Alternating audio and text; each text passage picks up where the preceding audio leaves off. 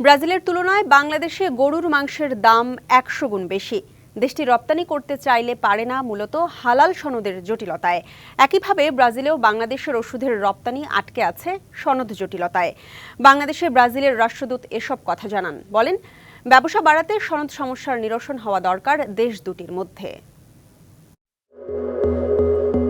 বিশ্বের অষ্টম অর্থনীতির দেশ ব্রাজিলে বাংলাদেশের ব্যবসায়িক সম্ভাবনা বলতে গেলে এখনও অধরা। কারণ ২৩ লাখ কোটি ডলারের বৃহৎ এই অর্থনীতির দেশটিতে এখনও বাংলাদেশের রপ্তানি মাত্র ১০০ কোটি ডলারের ঘরে।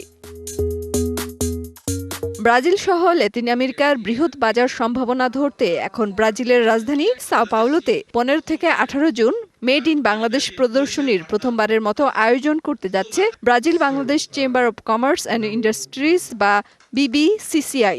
এজন্য বুধবার রাজধানীতে এই সংবাদ সম্মেলন। প্রদর্শনীর আয়োজকরা জানান, বিশ্ববাজারে ব্রাজিল বাংলাদেশের প্রতিযোগী নয়। আবার ব্রাজিলে উৎপাদিত পণ্যের দাম বাংলাদেশের তুলনায় অনেক বেশি। তাই এই বাজারের সম্ভাবনা ধরতেই এই আয়োজন।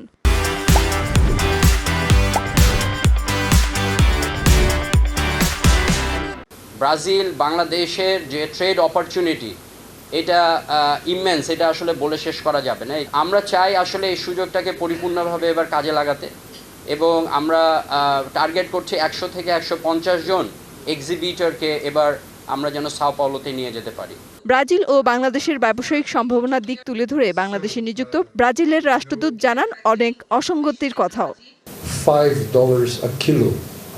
In Brazil, it costs only 5 cents of dollars a kilo. ব্রাজিলে যেই গরুর মাংসের দাম ৫ সেন্ট, বাংলাদেশে সেই গরুর মাংসের দাম $5। পৃথিবীতে বাংলাদেশই একমাত্র দেশ যারা ব্রাজিলের হালাল সার্টিফিকেট নিয়ে সন্তুষ্ট হতে পারে না, কিন্তু ব্রাজিল হালাল প্রক্রিয়ার সব ধাপ ঠিকভাবেই সম্পন্ন করে। In the world that does not certify Brazil as a halal meat producer.